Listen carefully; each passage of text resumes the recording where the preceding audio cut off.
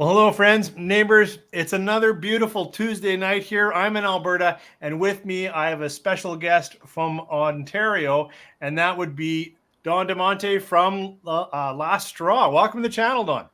Thank you. Glad to be here. Looking forward to this. Yeah, well, and we were just saying hello, really, as we're getting started. And you made comment of the cast strength rye that I had a few years ago. It was a very limited run you guys had put out. What is it, 3 years in a day? And I can remember that bottle. It was an absolute favorite for me that year. It really was just an excellent monster cast strength rye. It was, and we wish we did more than the 48. That was an internal debate. And the debate was, well, you know what? There's not that many cast strength people out there. And since then, I think we've moved most of our ryes into cast strength. Well, I would say those that like enjoy cast strength, like we seek them out. We'll spend a little more. We're hunting them down. We're a rabid group that like cast strength rye. So, yep, you're speaking to me. Yeah. Sorry, my phone just beeped. I'm going to put this on silent so we don't have that happening. Sure, no problem. And as people come in, I see Peter White is in the house, and Chris and Ron. Welcome to the show, gentlemen. And I see that Peter's going to be out your way to pick up some Canadian single malt. Interesting. Yep. Now, to be fair, we didn't make that single malt. Oh, okay. That single malt is from a group called Spirit for Us. And what they're doing is sourcing casks from other Canadian distilleries and finishing them. And we're giving them the avenue to get them out into the market through us. Oh, that's interesting. I think I'll want to hear more about that in a little bit, because I did see on your website you do custom distilling now for others, and I think you're helping out the industry. But as I'm just saying hello to you, and I like to hear a little bit about the story on, like, how did you get into distilling? How is it that you are now a head distiller, owner of Last Straw? How did that story start for you? It started out with me getting very tired of being in construction. I'd been in it since, well, actually, I think my father used to take me to work when I was 13. And doing that most of my life, I was in excavation, sewer, and water main. And I really wanted to do something that was different, creative. And I grew up in King City, a little town north of Toronto. And one of the families I knew was the Graham family. And John Graham opened up Church Key Brewery in Campbellford, Ontario. And I remember watching, what social media there was, or Facebook, or maybe even MySpace back then, what John was doing. And I thought, wow, that's cool. I'd really like to make alcohol for a living. And when I looked at doing beer, it became apparent there was way too many people doing beer. So as I was researching, I realized, well, I'm drinking a Belveni 12-year-old. Why don't I look at doing distillation? And that's when I found Stillwater's Distillery in Ontario. And I met Barry Steen, and he opened up to me and showed me what everything was about and tried to talk me out of it. And I said, nope, I want in. And the rest is history. It's Barry's fault. Okay, then I will thank Barry if I ever see him for you getting into distilling. Someone in the comments here, hanging A to Z, said, that Last Straw is a killer name. Yes. Do you have a comment on how you came up with that name? So my wife came up with the name. And to give it context, she had just finished going through law school as a mature student in Ottawa. And my son was just graduating high school, going into university. And I turned around and said to her, hey, I would like to start a distillery.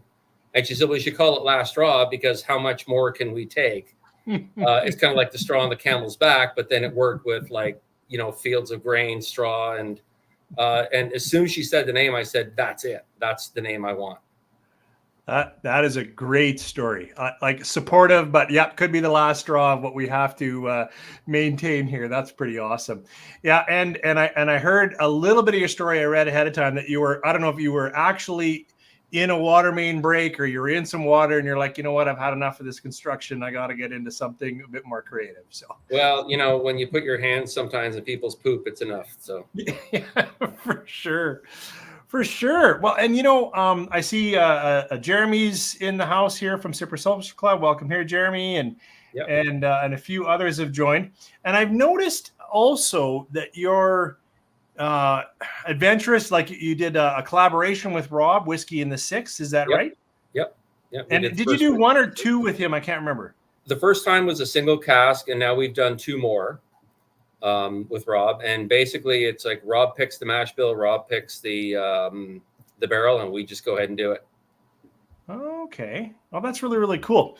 Now, I was going to say, like, you make more than whiskey. Whiskey's what I want to talk about. That's kind of the core of what I'm sipping and looking for. But you do other things too, like the darker side. Is that a moonshine that you do or something like that? Darker side was the way that we could get into dark spirit before whiskey would be ready. So it's basically a traditional no-cook moonshine recipe that you'd probably see on the moonshiners. And we started aging it originally in once-use bourbon, and then we moved it over to new oak. And it was kind of teaching us what flavors we're going to get, where we're going to go with that. And it was giving us experience in aging before we deserve to have it, is the best way I can put it. So that's how we did darker side. And we actually still have it, and we still make it because people love it. Yeah. Yeah, I've had not whiskey releases in the sense of like you get a sense of maybe what casks are adding. You get a good idea of how your distillate's interacting with different casks. Yeah. Are you in the same place that you opened up, or have you expanded? Do you have a new facility now? So originally we started in a family member of my wife, her uncle, he had a farm. He has a farm in Hillsburg. We started there and then realized that we really can't stay on a farm because you can't get retail. You can't get people to come to you on a dirt road. So we moved into Vaughan, in the town we live in. And we've been here now. We've expanded from 1 unit to 2.5 units.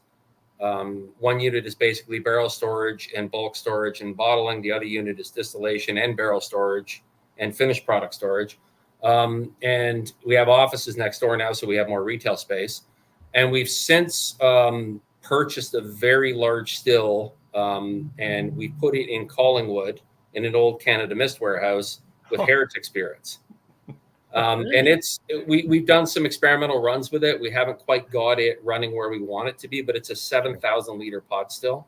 Oh, wow. With a side 8-plate column. Okay. So when you've got that dialed in, that could be a workhorse for you. That's a pretty large pot still. Yeah, it is. And the problem with a workhorse that big is it takes a lot of money to feed that horse. So yeah, that's where we're running into a few stumbling blocks. It takes a lot of money to make whiskey.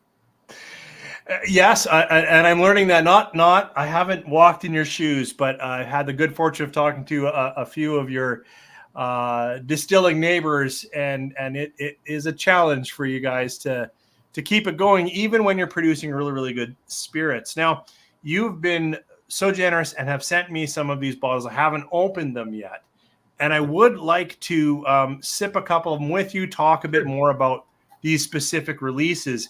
Now, I think I would like to talk about a rice whiskey. I'd like to know more about how did this idea come together? Like rice is not first on my, like I'm thinking cereal grains when I'm thinking whiskey, not rice. I'd like to know, how did this happen? Can you tell me a bit about the story? Yeah. The gentleman that used to own the mill we use, his name is Mark Hayhoe. And he owned K2 Milling. He since sold it off to Brian. But when Mark had it, he had a bunch of this Argentinian brown long grain rice. And he bought it in, he ordered it in for somebody who subsequently canceled the order. And then he called me one day. He says, "Can we make anything with it?" And I said, "Sure, send it over and we'll do something with it." Sure. And then when we ran it, the white spirit was phenomenal. And I said, "I think we should put this in a cask." Okay. So it ended up going into a recharred American oak whiskey, American oak wine cask, but it was milled and charred, so you really wouldn't have much of the wine left in it. Okay. And I remember pulling this at about 3 years, and I said to him, "We have something special here." And about 5.5 years in the barrel, we pulled it, and it's just crazy, crazy good. We're very happy with it. Okay. So K2 Milling was the first people that kind of said, "Look, I've got some of this Argentinian brown rice. And I like, that's why I put it up there. Waste not, want not. Like, okay, wait, I got an idea for this." And it was in a recharred X wine. Is that what you said? Yeah, it was a California wine barrel, American oak, that was milled and charred by DM Recoup. They're no longer around. I think they sold the cooperage to Gretzky's. Oh, okay. I've got a fly driving me nuts in here. Oh, yeah, and you're in a very different climate right now. It is downright cold out here. Like my furnace came on, and I think my furnace kicked off, and your air conditioner was on. So we're in a different place right now. We hit 29 today. Oh. I think although 25 right now. I have to say, we're getting some rain, not enough, but we're getting a little bit, and we really need that because we're heading into another bad fire season here, kind of Alberta, BC, of course, and so I'm okay that it's cool. I'm okay that it's raining. We need every day like that. Well, let's pray for 2 weeks of rain and get rid of all of it. Yeah, I agree. So this is, did you say 5.5 years in Castle? I believe it was 5.5. Okay. Pretty sure we wrote it down somewhere, but that's what's in my mind right now. 5 years, 5 months. So yeah, it's right. It's right on the bottle. Yeah, very good. Okay, so I'd like to nose this a little bit. Mm-hmm. Oh, boy. There are some really nice. I'm gonna say it's quite fruity actually on the nose, which I wasn't thinking, because rice to me is, I don't know much about the grain, but I wouldn't know that there'd be a lot of core sweetness in that, but it's quite fruity. It is. We were so shocked. Yeah, like it's rich. Like every time we pulled this barrel, it got better, it got better, it got better, and I almost wish we could have kept it longer. Now, is this available like on your site to buy, or are you basically you've already sold out of it? No, we haven't sold out yet. Unfortunately, the price on this is very high, and it's not our fault. I had a Swedish whiskey club come to the distillery and do barrel pulls, and I did accidentally let them try this, and they offered such an egregious amount for the barrel that we had to raise the bottle price to sell it. Okay.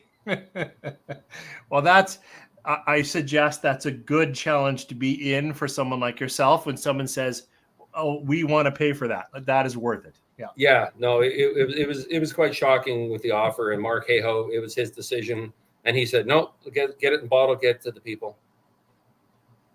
Well, I have to say it is rich, it is sweet, it's intriguing, it's fruity. I mean, I just cracked it right now. These are all first thoughts. Yeah.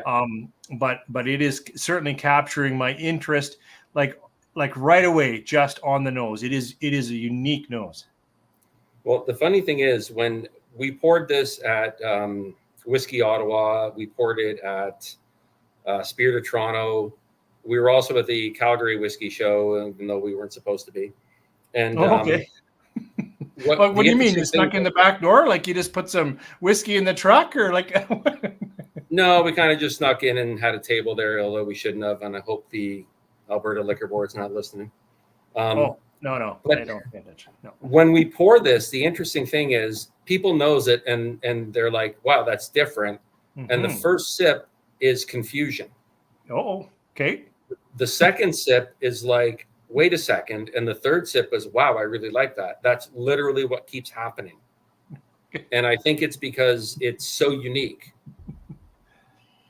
Well, I will say the nose is saying that I better have a sip. So, to your health, right. Cheers. Sláinte. Sláinte.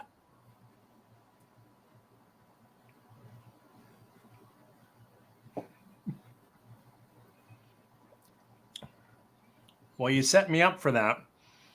I will say the first sip, it continues to be unique. Like this is different than just a grassy, spicy rye or a kind of a nutty, husky barley, or like it is absolutely different. But it's still, even on my first sip, it's already got like really nice flavors. Some really nice. Now it could be power suggestion, like because it says rice on the bottle, but it is kind of like a rice pudding, like a sweet cinnamon brown sugar rice pudding is what I'm getting a little bit already on the first sip. Somebody told me it reminds them of fried rice, but at the bottom where you get that little bit of crust on the malaise effect. Yep, I could see that. I better have another little sip though. Sláinte. Yep, Sláinte.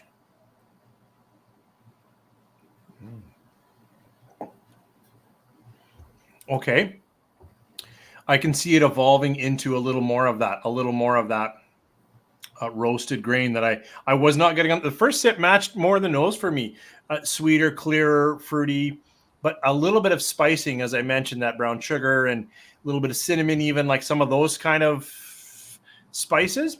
Second sip, I can get a bit more. I don't know whether that's some of the cask character, some of the wood backbone, or it is that, as you mentioned, the malaise, that roasting of the grain note as well. Mm-hmm. Wow. But it is, from nose through sip, a really nice experience and certainly unique. Is this the one that got best innovative whiskey or something? Alternative grain. Alternative grain. Best alternative grain whiskey. Right. Okay. Wow. And we're quite proud of that. Apparently that was quite the lineup in the alternative grain space. Well, there are more and more alternative grain whiskeys out there. I've got a couple from Stumbletown out of Saskatchewan. I've got a quinoa and a lentil whiskey here. That again is different. And then I've got a honey whiskey, which isn't a grain at all, but it's it's also got a lot of malt in it, but it's got some actual distilled honey in it, kind of thing, and they're still going to whiskey. So I think what we're seeing perhaps across Canada is smaller distilleries like yourself, a little more nimble, a little more willing to try a different expression or to try a different combination than a traditional. Of course, you have a traditional. You've got rye, which we're known for in Canada, and you've got single malt, which is excellent as well. So and we do a lot of corn whiskey work where we've actually got red and white corn coming up later this year. Oh, cool. I don't think I've had your corn whiskey, but I've seen you've been making corn whiskey. Now, when you make corn whiskey, is it a single grain maize, like it's nothing but corn, or is it like a high corn, almost like a bourbon mash? No, we don't use malted barley in any of our mixes other than our malted barley. So everything is a single grain. We haven't, like, other than what I did with Rob and a couple other people who asked for like bourbon style mashes. But most of the stuff we do ourselves is single grain. Okay. Yeah. Cause I thought Rob's was a bit of a bourbon mash, right? Like it like was 80% corn or something. And yeah, it was, what did I call it? 70, 20, 10. Oh, okay. Yeah, sure. Yeah. 70 corn, 20 rye, 10 barley. However, I still did use enzymes in it. Because I like the consistency of carrying on with that. Okay. And I think malt more in my world as a flavor additive as opposed to a conversion for the rest of the grains.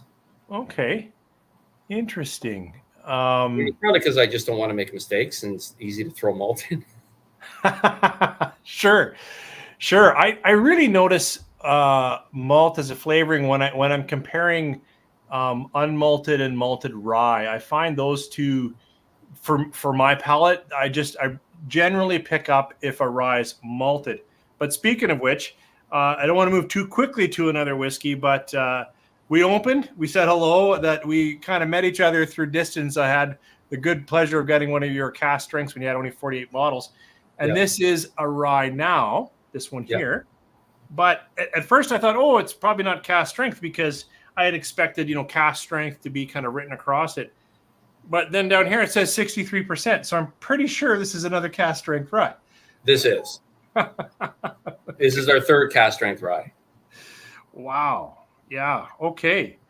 Now this one, it says on the back 5.5 years. So we've really aged a bit, because it was 3 years and a day, I think, the first release that I managed to get a handle on. Yep. And I'll say, memory serves that I had some of that first Alberta Premium, that that one whiskey of the world through Jim Murray, and then the 11-year lot 40, and I felt the flavors of your cask strength just held up. Like it popped well. It was strength. It's maybe slightly grassy back in the day, and I thought, that might put a few people off. But honestly, that was a great rye. It was, and it held up a lot better as a cask strength than it did at 43. Yeah. Because the rest of the cask went out at 43, and I was kind of disappointed with that because I think it needed to be that deep, meaty, proof. Yeah. Yeah, for sure. Okay. Is there anything else I should know about this? Like, it's 100% rye. 100% rye, Ontario rye. Okay. It's actually grown now where the mill actually stands. Oh, nice. So the mill was moved from Beaton to Bradford, West Gwillimbury onto King Farms, and this is where this grain came from. Nice. I really that. I believe that's true. Yes, it is. It's always good to check. You don't want to say too much, but I will also say part of my journey here started this year with the good fortune of people like yourself coming on and talking a bit about their still and what they're working on, and I am so encouraged at how many like yourself can tell me that the farm this was grown on and milled right there, and it supports local Ontario farming, and I think it's really a core part of what I hope most distilleries like yourself of course are proud of, but also keep celebrating that all over here, Ontario rye, family rye, that kind of thing. Oh, absolutely. And I do love working with Ontario grains. I am desperately trying to work with Matt at Red Shed. I've been trying to get a project together to work with some of his chocolate malts to match our previous stout whiskey that we did. So hopefully I've got something coming up. Oh, it seems like every time I get a project, it kind of falls off. So I agree. Red Shed comes up a lot in conversation lately, and a small distillery near me here did put a fairly high portion of that chocolate malt, and it sings a really nice tune. It's a great malt. Yeah, I'm just debating on what to use it with. Originally had a project, somebody came to me and said they wanted this, that, the next thing, and by the time I quoted it, they went somewhere else. Or abandoned. I have no idea. It didn't ask and don't really care too much, but it was like, hey Matt, how much for this? And it's like he keeps giving me price. Like I got to do something with him because I think they're doing some awesome work out there. Yeah. And I want us to be part of that. That's my impression too in the conversations I've had. It seems like they're doing things right. It'd be good to partner up with them. Hey, let's talk casking for a second while I'm just kind of nosing this. There's a lot of different stories, sometimes good stories just about sourcing and getting into good partnerships. Some, have been visiting like cooperages and getting in. Like, how are you managing to get quality casks for your whiskey to age in? So the first rye that you had was done in a new American oak, number 3 char, that came up from, I believe it's called East Coast Cooperage in New York State. Okay. Mike Hook, our also founding partner, one of the 3 founders, he reached into his pocket early on and ordered these casks and just said, do what you want with them. So we ended up putting scorn in one of them, and we put that rye in one of them. And we've gone back to that cooperage since with another distillery and purchased more. So we have more of that laid down and some more corn laid down with those casks. For a long period there, we were using a recooperage. Unfortunately, he's not in business anymore. He sold off to Gretzky's. So we lost access to that recoupering. So now we're doing basically what we can afford to do. So if it happens to be one choose bourbons that I can afford in that period of time, then we'll order some of those in. If I can afford some new oaks, we will get them. It's all economics at this point. Yeah. And it must be like I'm sure on the one hand, it's good that there are more smaller distilleries coming up, and I'm sure you guys hang out and talk yeast or stills or whatnot. But at the same time, it's got to be a little tough finding casks. Like they must be in demand, right? Like they are in demand. Like the one choose bourbons have gone up, and I've been told that the American distilleries aren't dumping as much because some of their sales are down. So the one choose bourbons have gone up, and now the new oak is coming down. The problem with the new oak, if you're not buying a trailer load, the logistics kill you. If you say, oh, wow, I need like 6 casks, well, it's almost undoable. And that's what was great about the recoupering. It was really affordable. Right. Now, is there ever a partnership? I'm not looking for a specific details. I'm just asking in general, like, is there another small distillery kind of in the area? Like, yeah, you're not going to be able to get 6, but if 3 of you go together, you can get, 30 brought in and you split them up Oh or something. yeah. I went in with the Durham Distillery in Durham, Ontario, and I want to say we got 24 each, and that Okay. brought the number there somewhere that was palatable. Because if you use a new cask, at least you're going to get between 2 and 3 runs from it. Right. Okay, so I've been nosing this rye, and I probably should do a contrast because yeah, see, that is different coming back because I wanted to lead with the same sort of thought in that, but this is kind of floral and fruity as well. Like this is expressive, it's nice, but it is a rye. Now that I've gone contrasting, Yeah, yes, absolutely, it's very spice forward. and now I'm saying thank you. That's right. But you know what's interesting, and I often lately have been shooting in the moment in contrast with at least another whiskey on deck, because for me it's in contrast that spicing now really starts to speak and come out. And if I had nothing but this, I might get lost in the different side of it, in the sense of that, because it is fruity, but it's also a rye. It's spicy for sure. Yeah. And Anything I should... this is what makes me happy, is to get that spice, and I love getting it. And when we were in Calgary, I was actually having beers with Dolph. Oh yeah, sure. And we were talking about that spice in the rye, and all of a sudden Dolph picks up the phone and starts calling, other distilleries in BC to get opinions on, hey, where are we getting the spice?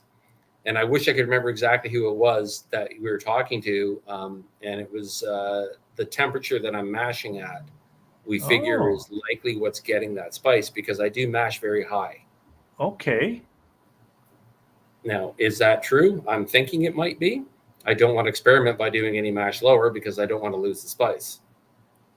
How much of that spice can you then already detect when it's first coming off the still? Like you're getting into your heart cut, you're like, oh yeah, this is it.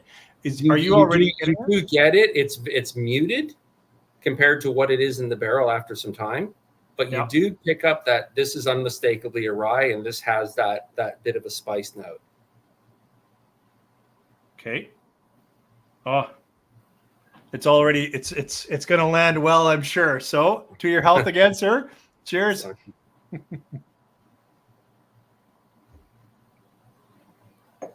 It's funny. I was going back in some of your videos, watching some of the other ones that you've done, and I found this picture on my phone, and I'm going to try and show it to you.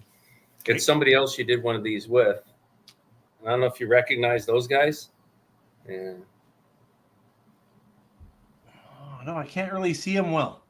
Oh, it's Matt and Keith from Wildlife. Oh yeah. Okay. And this was their grand opening.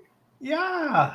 I just happened to be in Canmore because my daughter gave birth to her daughter a couple days before the grand opening, so I was able to make it there. Oh, that's really cool. That's really cool. Yeah, I don't know how I haven't been down there to see them yet. Like they are neighbors. I know that's my nickname or whatever, and I just don't know how I didn't get out there. Like, that's part of this journey too. Hearing your story and whatnot. Next time I'm in Ontario, because my wife's from Ontario, okay. I've got to give you a call or a buzz or an email or whatever it takes to see if I can come out and walk your distillery a little bit and smell that good smell, right? When the angels are taking a little bit out of the casks.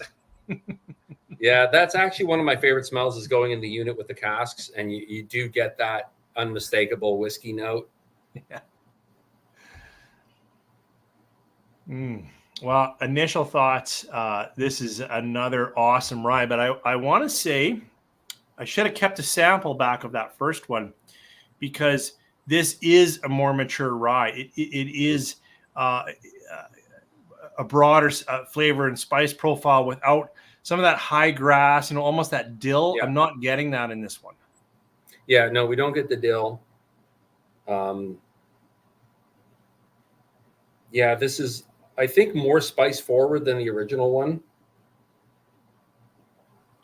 but I'm not sure how much of the recharred cask is involved in this versus the new oak. Yeah, but that's how a rye should be.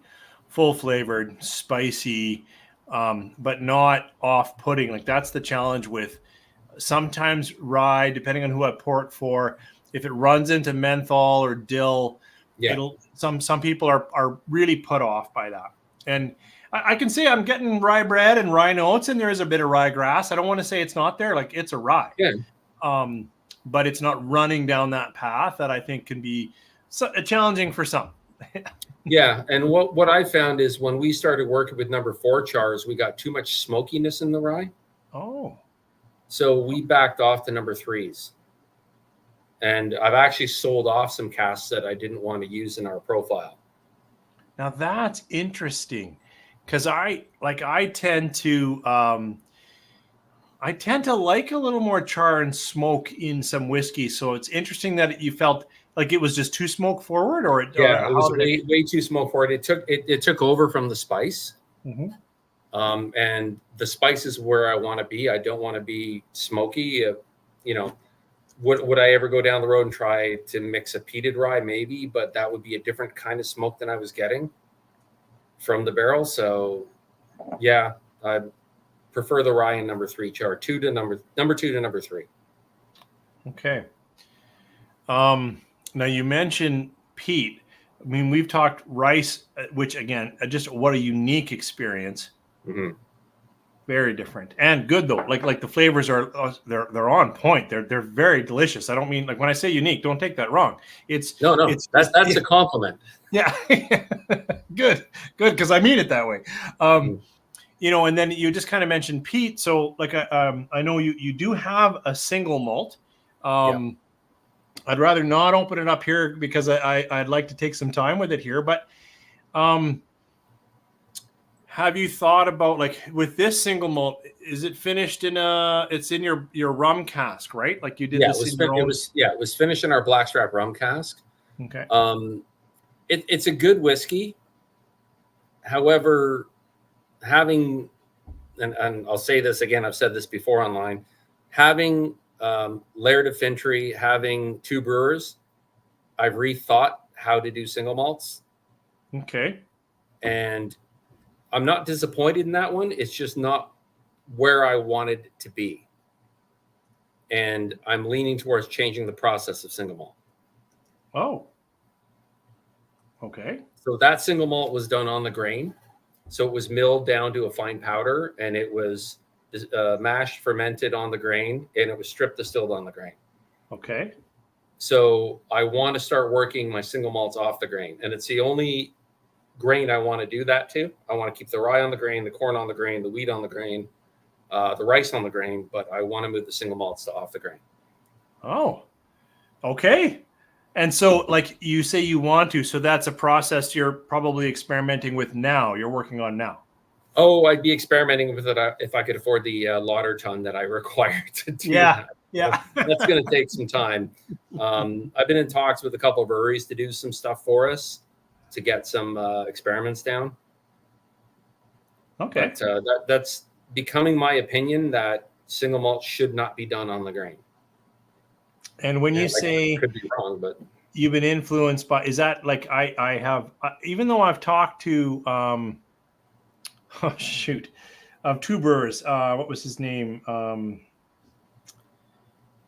Anyways, is that what they're doing? Are they lauter tunning? Are they doing that?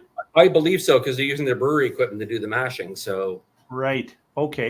I believe they are, and when I taste their product, it strikes me as yes, they are doing it. Now, I've never asked, but I'm going to assume, just based on the flavor profile I'm getting versus what mine is.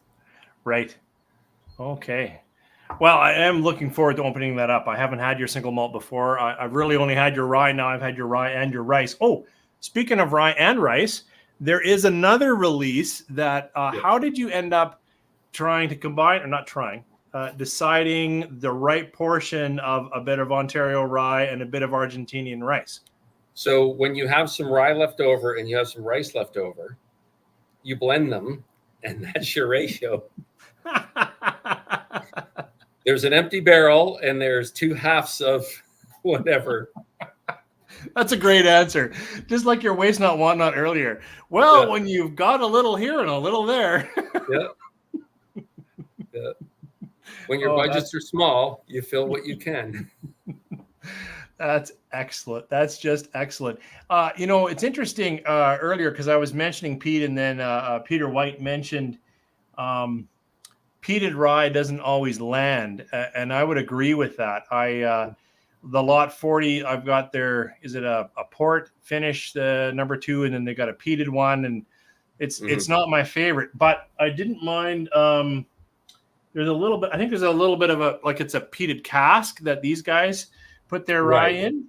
Yep. And I actually do like a little bit of that impression that this gives, a little bit of like they sent these pet rocks. They're like a liquor rock and it'll taste a bit like that. And it's a kind of an interesting note. They've got quite the marketing behind them. Those guys are great. Well, they're totally fun. Have you met them? Have you met? No, I've not met them. I'd love to meet them. I love what they're doing. They're completely flipping Canadian rye on its ass, and I love it. I did get to try a couple of their releases, and I was completely impressed. It's great. Yeah. I'm not going to be putting pet rocks out though, but no. Their marketing is very creative, although it's interesting because their releases right now, because they're so small, like you mentioned, your 48, they're a little more, but they're like 180 kind of bottle releases, and they sell out within 2 minutes. So they don't need to put pet rocks in what they I know they're doing great, and I was actually really proud of a small distillery winning Whiskey of the Year. Was it 2 years ago? Yeah, and I thought that was great. I was really happy about that. And I think they're doing. If I ever get out to BC, I definitely want to come out and see them. Well, I can recommend. It's a small place, but they are fun, and it's an interesting culture. Actually, I'd like to know if there is a little bit of what I'm going to describe in Ontario, because although my wife's from Ontario, we go out there pretty much every year. I don't know the distillery scene there. In Alberta, it's not this. They're good folk. They talk to each other like people, but they're kind of doing their own thing. They might see each other at a farmer's market, but that's about it. Mm-hmm. In BC, like that BC Distilled, where all the craft distillers come together, and they kind of party on that weekend. They all bring their own bottles. They share what they're making. It really feels, not family is too strong a word, but it does feel like a group that's really trying to help each other out. Yeah. Is that somewhat in Ontario? Do you have something like that? So like there's a group of distillers that I talk to all the time, either daily or every other day. The problem in Ontario, in my opinion, is that everybody's trying desperately to get their stuff to some market. And the LCBO is not the greatest market. So we're all searching for alternatives. And everybody's so busy trying to find a market to sell product that there's not a lot of time for that. And maybe I'm whining as an Ontario distiller. I'm not sure. I'm sure everybody goes through all these issues, but like I know some distilleries that their rent has gone up by 75% in a year. Right. There's just economic stresses on everyone right now out here. Like even my rent, like one of my units went up $600 a month last year. And it was like, okay, well, okay, what do I do? So I think everybody here is kind of stressed out. So yeah, we do talk amongst each other, and a lot of times the talking goes into a bitch session about the LCPO. Sure. Yeah. Actually, again, I have no insight on that, but that can happen on my channel too. People will see what I'm buying whiskey for out here in Alberta, and it'll turn into a bitch session on the LCBO as well. Yeah, like nobody's fan of the LCBO, so but no, like if you know Chris Jackson Nickel 9, if I need something from Chris, I pick up the phone, call Chris, he answers, and he's out there right away. Yeah. You know, the Laura Distillery, they're doing a gin festival. There's like 7, 8, or 9 distilleries, I think, going to it this year. I went last year. It was a great show. Like there's people actually outreaching, doing stuff and trying to elevate us all.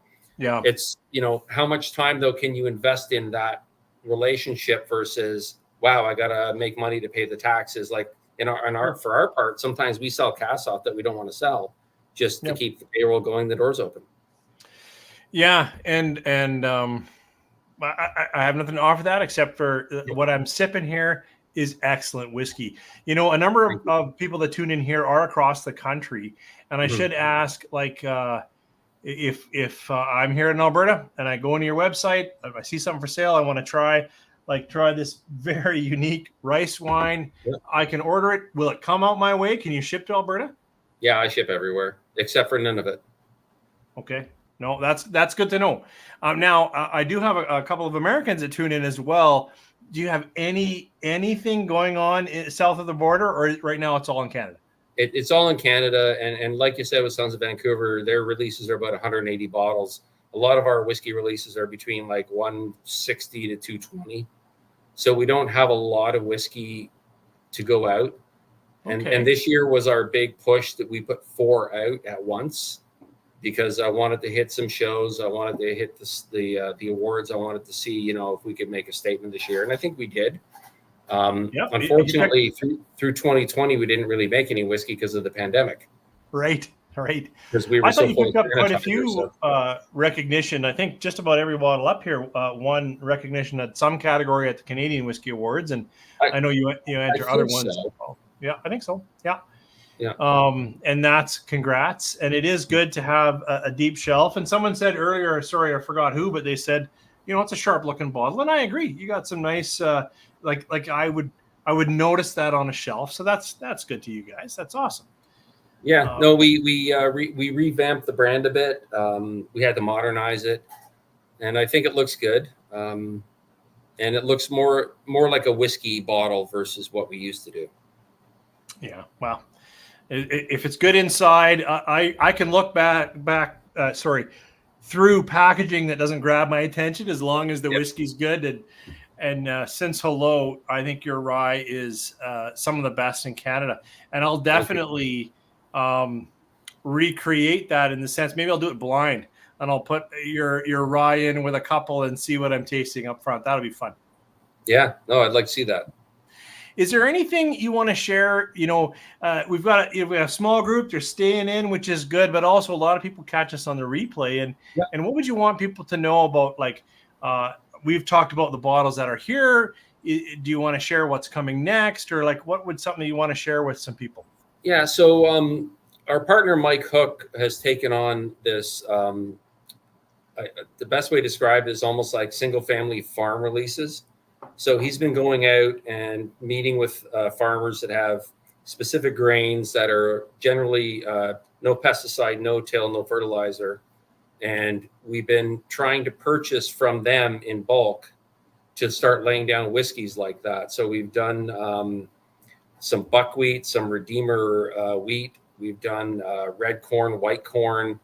We have a no-till rye that I was stripping today. And it's a project that Mike's taken on because he's very passionate about that kind of thing.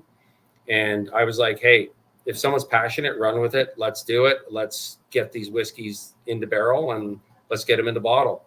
And we are noticing really different flavors and more depth in the white spirits in a lot of these. So I think that's going to be something cool in the future. So that's almost a terroir single farm expression or experience. Yeah. Oh, wow. I love that. And all different, like we're open to any grain. Like if you come to us with something, if it sounds cool, we're going to do it. Like I've got a buckwheat laid down in a number 3 char cask, brand new. So I'm waiting to see what that does. Buckwheat. Yeah. Haven't had that. Haven't had buckwheat whiskey. That's pretty awesome. Well, I'm glad that you're continuing to look at connection with local, with farm, with you know, the people around you. I think that's when you talked earlier about like we're trying to keep the lights on. I don't mean you specifically, but everyone in the small distillery industry. I think part of that is making connections with local, with the people that you're connected to. So that's admirable. So awesome. Well, Don, this has been a great experience for the small crew online, Peter White and Jeremy and Hang in Arizona and a few others. Seaway Whiskey Wire. It was great to hear your comments here. Sorry I didn't answer all of them, If there's any questions you have of Don, you got to say it right now because I am thanking him for his time. Don,